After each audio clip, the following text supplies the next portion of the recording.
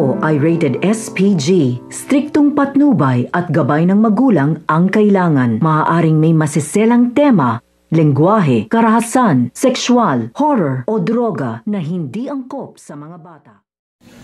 Ang pinaplanong pagtakas nito nga si Drew. So ito nga si Drew ay magtatagumpay nga dito ang kanyang pinaplano na pagtakas dito nga sa kanilang bahay. Dahil sa pagpasok nga ng mag-asawa nito nga si Cherry at ito nga si Paco dito nga sa kanyang kwarto, dahil nag-alala na nga ito dito nga sa kanyang kalagayan dahil lang araw na nga daw itong hindi kumakain. At nung nakita nga siya dito na mukhang wala sa sarili, ay dito na nga siya nilapitan kaagad ng kanyang kuya nito nga si Paco. So ito naman si Paco ay sinasabihan niya na dito ito nga si Drew na dadalhin na nga daw siya dito nga daw sa ospital upang matignan nga ito. At nung nakita nga dito nito nga ni Drew ito nga si Cherry, ay sinugod nga niya ito at sinakal. At buti na nga lang ay nandito nga ito nga si Paco at naawat nga niya ito at hindi nga gaanong naspuruhan ito nga si Cherry. At yun na nga rin na magiging dahilan ng pagtakas nito nga si Drew dahil hawak-hawak na nga dito nito nga ni Paco ito nga kanyang asawa na ito nga si Cherry. So pakakaabangan nga natin dito ang pagtakas ito nga si Drew at ang kanyang pananakal dito nga kay Cherry.